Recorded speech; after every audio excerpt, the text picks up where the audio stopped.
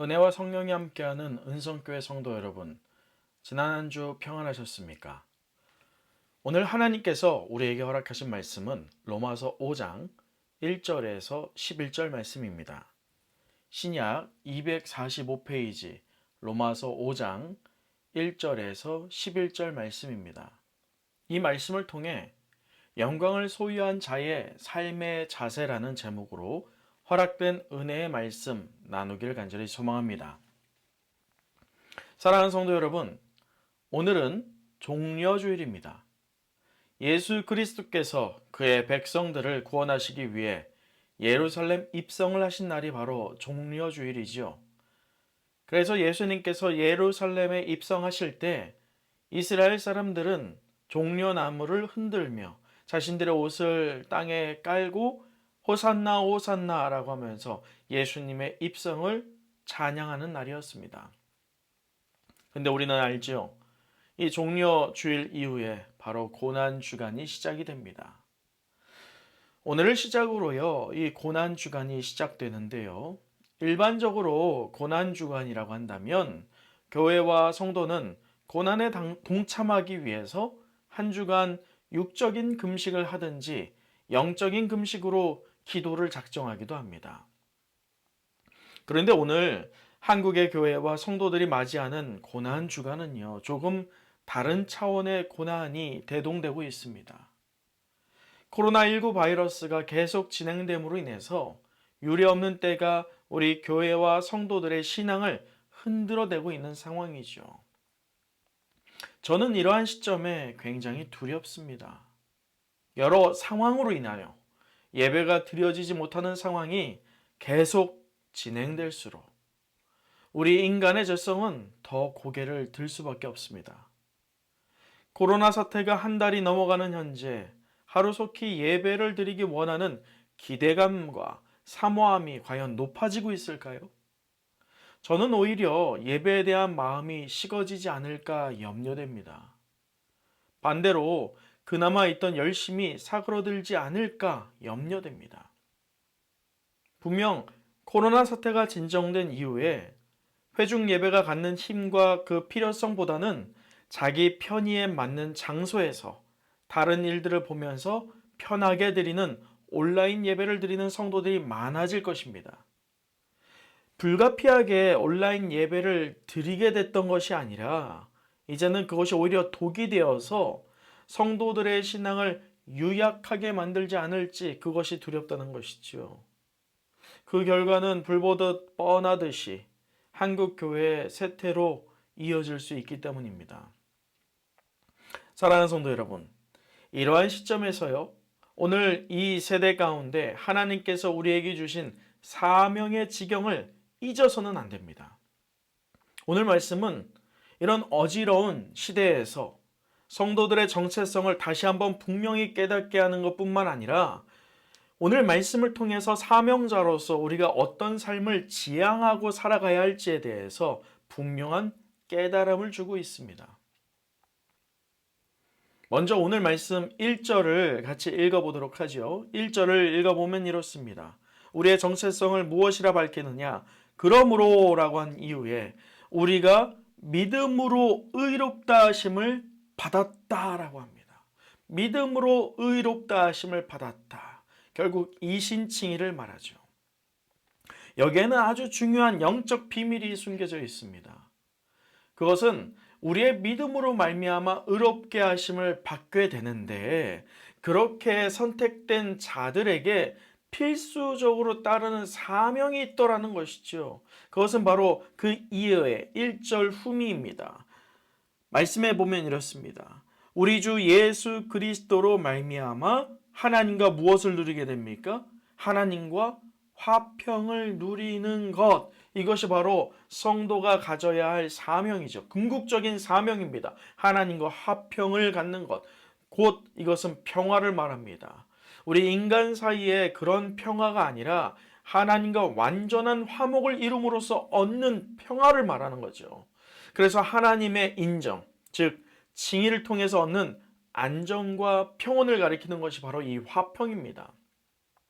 그런데 하나님과 우리 성도 사이에 화평이 이루어지기 위해서는 반드시 필수적인 요소가 있지요. 말씀해 보면 그 요소가 분명히 언급되어 있습니다. 그것이 무엇입니까? 그렇습니다. 바로 예수 그리스도. 오직 그 예수 그리스도, 반드시 그 평화는 예수 그리스도를 통해서만이 허락된다라고 밝히고 있습니다. 또 예수 그리스도로 인해서 하나님과 우리 성도 사이의 평화는 지속될 수 있다는 것을 말하고 있습니다. 할렐루야. 베드로전서 2장 9절을 보면 베드로가 이렇게 고백하지요. 너희는 택하신 족속이요 왕 같은 제사장들이여 거룩한 나라요 그의 소유된 무엇이라고 합니까? 백성이다 라고 말합니다. 그것이 바로 저와 여러분의 정체성이라는 거예요. 하나님께서 우리를 택하셨을 줄 믿습니다. 아멘. 왕 같은 제사장으로 저와 여러분을 세워주셨을 줄 믿습니다. 할렐루야. 거룩한 나라요 그의 소유된 백성으로 우리가 죄인 되었지만, 우리가 불순종의 아들들이었지만 이제는 하나님의 자녀됨으로 우리를 이끌어 주셨다는 것, 그것이 바로 우리의 정체성이라는 것을 베드로 사도가 밝히고 있지요. 바울 사도는 또 어떻습니까? 오늘 말씀인 로마서 5장 8절 이렇게 기록되어 있죠. 우리 같이 한번 읽어볼까요? 5장 8절입니다. 우리가 아직 죄인 되었을 때에 그리스도께서 우리를 위하여 죽으심으로 하나님께서 우리에 대한 무엇을 확증하셨습니까? 자기의 사랑을 확증하셨습니다. 그의 아들을 죽이시고 우리를 살리시는 것을 통해서 하나님의 사랑을 우리에게 확증하여 주셨다는 것이지요. 사랑하는 성도 여러분, 오늘 이 시간 여러분 스스로 한번 질문해 봤으면 좋겠습니다. 오늘이 종려주일입니다. 평소 같으면 이 종려주일날 우리가 부활주일을 맞이하면서 또 고난주간을 맞이하면서 여러 반복적이었던 습관적으로 했을지도 모를 그러한 일들을 준비했을 줄 모릅니다. 그런데 지금 여러 상황이 이전과 같지 않지요. 저는 오히려 이것이 기회라고 생각됩니다. 우리가 어느 때 이 예배가 중단된 상태에서 본연의 혼자 하나님과 단독의 자리에서 깊게 묵상해 볼 기간이 있겠습니까? 뭔가 쫓기듯이 또 숙제를 해야 하는 것처럼 뭔가를 이루기 위해서 하는 것이 아니라 우리는 이 기간을 기회로 삼아서 예수님께서 왜 고난을 받으러 오셨을까? 그 이유를 여러분 자신에게서 찾는 기간 되길 간절히 소망합니다. 곧 내가 하나님 자녀이기에 나를 위해서 예수 그리스도께서 십자가에 자기의 사랑을 보이고자 기꺼이 못 박히셨음을 내가 진짜 믿고 있는가? 그 질문을 해보라는 겁니다. 나를 위해 십자가에서 죽으셨음을 내가 확실히 믿는가? 그에 대하여서 아멘이라고 응답하고 있는 여러분이 될 때면요, 이 종려주일 예배를 비록 우리가 드리진 못한다 할지라도 그 무게는 결코 가볍지 않을 줄 믿습니다. 더불어 우리의 믿음의 고백을 들으시고 우리 손을 단단히 붙잡아 주시고 선한 길로 인도하심으로 코로나와 그와 연계된 모든 문제와 위기를 능히 이기게 하실 분이 바로 살아계신 하나님 되실 줄 믿습니다. 아멘. 은혜와 성령이 함께하는 우리 은성교회 모든 성도 여러분, 자, 그렇다면 하나님의 자녀가 어떤 생활 태도를 가져야 할까요? 여러분은 분명한 그에 대한 해답을 갖고 있어야 됩니다. 우리 교회는 그 해답을 분명히 가지고 있어야 돼요. 우리가 어떤 형편에 처하든지 이후 여하를 막론하고 주를 통해 구원받았노라고 한다면, 믿는 하나님의 자녀라고 한다면 이 세상에 살면서 원망과 탄식으로 일그러진 모습으로 보여져서는 안 된다는 것을 하나님께서 말하고 있죠.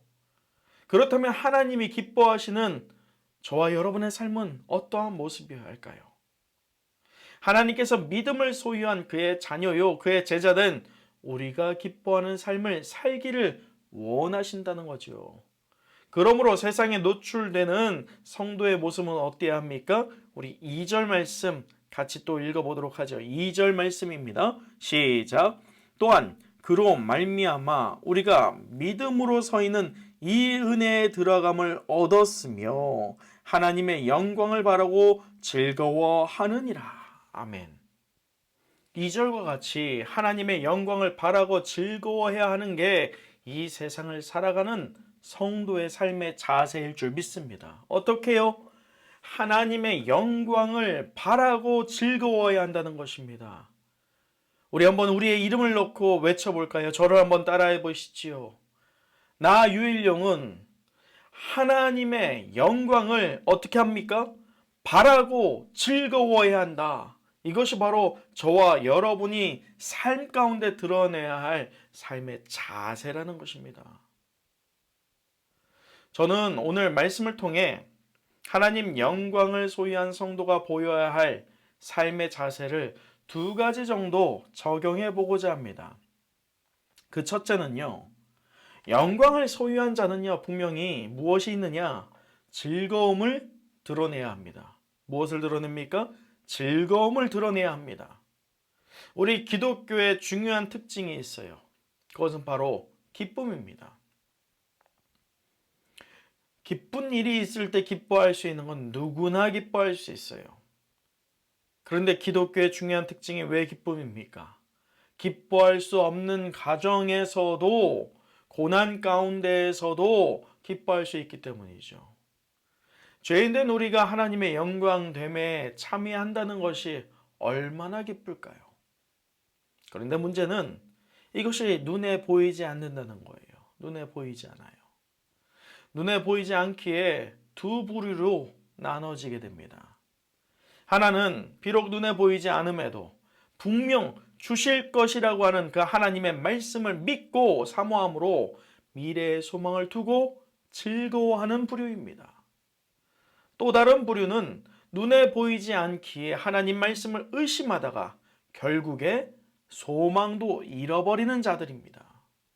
은혜와 성령이 함께하는 우리 은성교회 모든 성도 여러분, 여러분은 어떤 부류가 되고 계십니까? 어떤 부류로 다름질하고 계십니까? 기억하세요. 기쁨이 없다는 것은요, 하나님의 영광을 바라보는 눈이 어둡기 때문이요. 반대로 기쁨이 있다는 것은요, 하나님의 영광을 바라보는 눈이 열려있기 때문임을 잊지 마시고 우리 모두 하나님의 영광을 바라고 즐거워하기를 간절히 소망합니다. 이전 교회에서 제가 부교육자 생활을 마무리하고요. 우리 은성교회로 오기 전에 약 한 달 동안 가족과 함께 미국을 다녀올 기회가 있었어요. 이 여행의 백미가 뭡니까? 여행의 백미는요, 바로 준비하는 거 아니에요? 이 여행 준비 말이죠.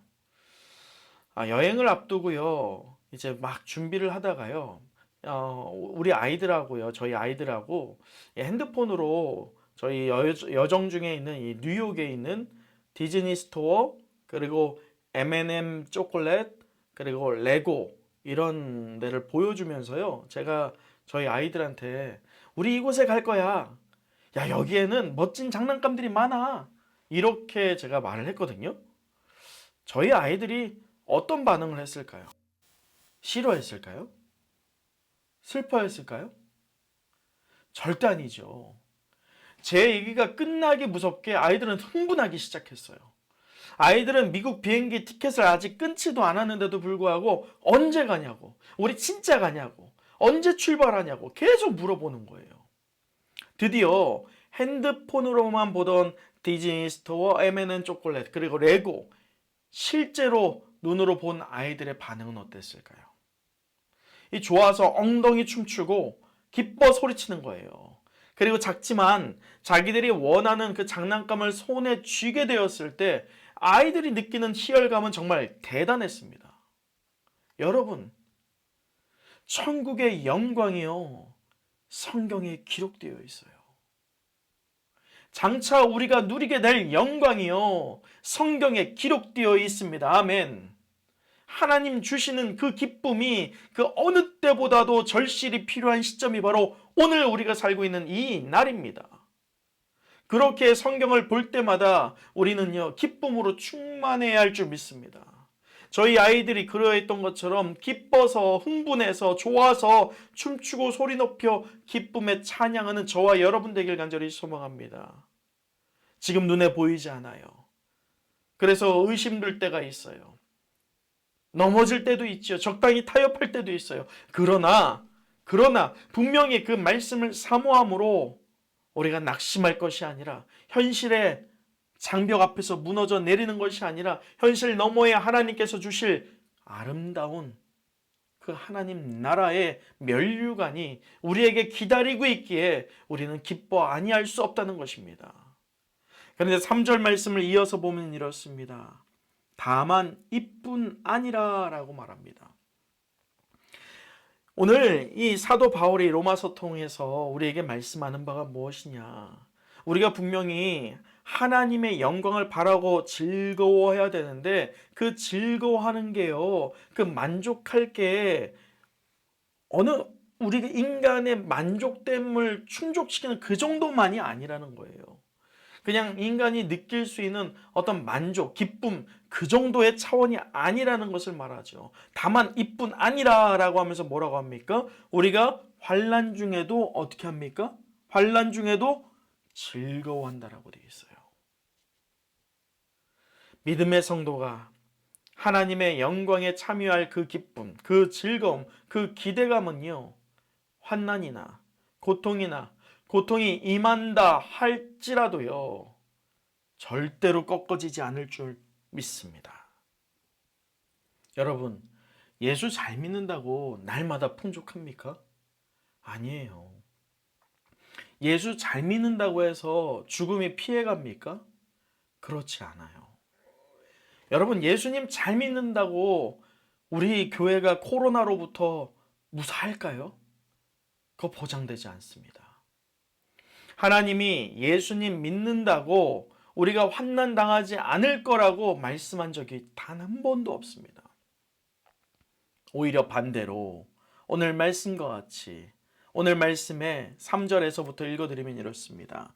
환난은 인내를, 인내는 연단을 소망을 이룰 줄 알미로다. 소망이 우리를 부끄럽게 하지 아니함은 우리에게 주신 성령으로 말미암아 하나님의 사랑이 우리 마음에 부은 바 됨이니, 우리가 아직 연약할 때에 기약대로 그리스도께서 경건하지 않은 자를 위하여 죽으셨도다. 할렐루야. 환난은 인내를, 그리고 인내는 연단을 받게 하고, 연단을 받다 보니 하나님을 소망함이 더 커지게 되더라는 겁니다. 환난 중에 연단을 통해서 우리의 신앙이 더 성숙해지고 여물어 가는 것을 여러분 경험해 보셨잖아요. 환난이 비록 우리 인생에 고비고비 찾아올지 몰라도요, 우리는 하나님의 영광에 참여할 것을 기대함과 기뻐함으로 사모하면 능히 현실의 장벽을 뛰어넘게 될 줄 믿습니다.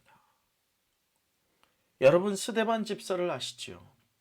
사도행전 7장 55절에 그는 죽음의 위협 앞에 놓여 있습니다. 그런데 그 죽음의 위협 앞에 그가 이렇게 말을 하죠.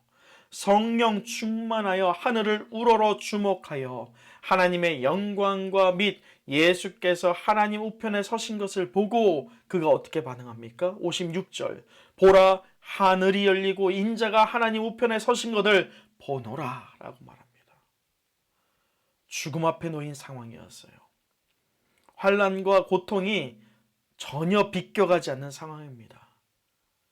이제 곧 돌이 날아와서 자신의 머리를, 자신의 얼굴을, 자신의 몸을 짓이기어서 결국은 죽음 가운데 처하게 될 그러한 상황에 놓여 있어요. 하나님이 그 상황을 건져주지 않습니다. 그의 생명을 오히려 걷어가십니다. 그런데 그의 입술의 고백, 보라, 하늘이 열리고 인자가 하나님 우편에 서신 것을 보노라. 똑같은 육체적인 눈은 지녔을지 모르지만 수많은 허다한 무리들은요, 그 하늘이 열리고 인자가 하나님 우편에 서신 것을 볼 수가 없었습니다. 죽음 앞에 선 인간, 이 스데반, 환난은 인내를, 인다는 연단을 받음으로 소망이 더욱더 커지고 있었던 이 스데반 집사만이 그 현실 너머의 하나님의 영광을 바라볼 수 있었다는 것이 오늘 저와 여러분이 마주하는 이 현실을 뛰어넘을 수 있는 모델이 되길 간절히 소망합니다. 우리의 현실이 어떻습니까? 우리는 육에 속한 자로서 굉장히 유약합니다. 더욱이 세계 열방이요, 코로나19 바이러스로 두려움에 사로잡혀 있고 또 신앙을 갖고 예배드림이 허락되지 않은 현 상황에서요, 점차 유약해져만 가는 우리의 현실이라는 측면에서 보자면 희망은 없어 보여요. 희망이 어디 있습니까? 세상 사람들은 그래요. 우리에게 말하죠. 희망이 어디 있냐고요. 예수님이 고쳐주냐고요. 예수가 고쳐주면 당장 교회 나오겠다고 합니다. 현실 너머에 하나님께서 주실 평안이 우리에게 있을 줄 믿습니다. 이번 고난주간 우리 함께 기도했으면 좋겠어요. 코로나로 인해 어려운 현재의 시기도 분명히 지나갈 것을 믿습니다. 그리고 앞으로 하나님께서 이루실 일을 더욱 기대함으로 기다림이 즐거움으로 와닿는 한 주 되길 간절히 소망합니다. 둘째, 이 영광을 소유한 자는요, 무엇을 드러내야 되느냐? 그 둘째는 바로 사랑을 드러내야 합니다. 자, 우리 기독교를 향해서요, 무슨 종교라고 하죠? 맞아요. 사랑의 종교라고 합니다. 그 이유는 하나님께서 죄인된 우리를 사랑하사 육절이 밝히듯이 그의 아들 독생자 예수 그리스도를 기꺼이 희생시켰기 때문입니다. 6절을 읽어볼까요? 6절에 이렇게 기록되어 있죠. 우리가 아직 연약할 때에 기약대로 그리스도께서 경건하지 않은 자를 위하여 어떻게 됐습니까? 죽으셨다 되어 있습니다. 여러분, 여기에서 근데 주목해 볼 게 있어요. 우리가 아직 연약할 때에 그리스도께서 죽으셨습니다. 하나님은 연약한 우리를 사랑하셨다는 거예요. 우리가 연약하기 때문에 하나님께서는 우리를 구원하기를 원하셨다는 것입니다. 카톨릭을 비롯한 많은 종교들은요, 공로주의라는 것이 있습니다. 즉, 자신의 의지나 힘으로 선한 일을 했을 때 그 결과 천국에 간다는 것이지요. 그래서 그 공로주의를 지향하는 사람들은 봉사를 그렇게 열심히 하죠. 봉사가 나쁘다는 게 아닙니다. 우리 건강한 개신교에서, 우리 은성교에서 지향하고 있는 봉사는요, 내가 구원의 감격을 경험해서 나오는 결과물입니다.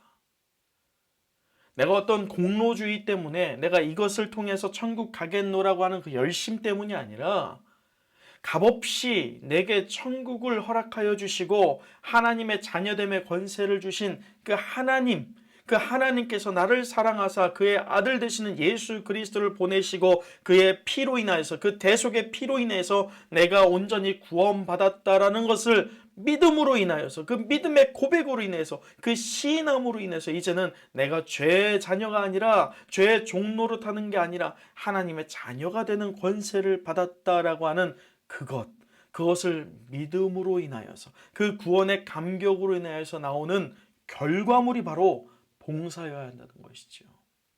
헌금도 마찬가지고요. 어떤 조그마한 선행이나 공로로 하나님은 우리를 평가하지 않는다는 것입니다. 그것을 기준으로 칭찬하지 않으신다는 것이지요. 내가 드리는 헌금의 액수를 통해서 사람은 좋아할지도 몰라요. 그러나 하나님께서는 우리를 높이 세우지 않으십니다. 하나님께서 인정하는 단 하나의 조건, 우리가 천국 백성, 천국 시민권을 받을 수 있는 조건은 단 하나입니다. 바로 그 단 하나의 조건이 무엇이냐? 바로 예수 그리스도. 그 예수 그리스도를 나의 구주로 시인하는 것, 그 단 하나의 조건만 충족시키면 하나님께서는 우리의 인생을 복되게 하시고 또 우리를 통하여서 기뻐 흠양 받으신다는 것이지요.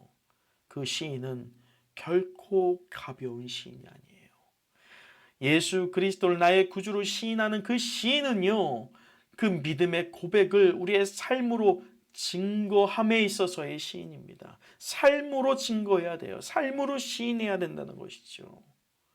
결코 잊어서는 안 될 것은요, 그렇게 신앙의 고백을 시인하는 것조차 하나님께서 우리를 사랑하사 우리 안에 성령을 통해 고백하고 시인하게 하는 것일 줄 믿습니다. 그렇게 우리가 그 구원에 있어서 단 1%도 작용할 수 있는 힘은 없다는 것이죠. 그래서 그것이 은혜라는 겁니다. 그런데 최근 코로나19 사태를 당면한 한국교회는요, 이기적이라고 비난받고 있죠. 신천지를 비롯한 이단과 다를 게 뭐냐고 말들 합니다. 도대체 무엇이 어디에서부터 어떻게 잘못된 것일까요? 성경이 잘못된 걸까요? 우리가 알고 있는 그 복음이 잘못된 것일까요? 최소한 성경은 잘못된 게 없습니다. 하나님 말씀은 온전하기에 잘못될 수가 없습니다. 그 원인을 그렇다면 어디에서 찾아야 될까요? 그렇습니다. 저와 여러분에서 찾아야 돼요. 오늘 우리 기독교인들에게서 그 원인을 찾아야 한다는 것이지요. 사랑하는 우리 은성교회 성도 여러분, 하나님께서 여러분을 사랑하는 것을 믿으십니까? 이제 여러분 차례입니다.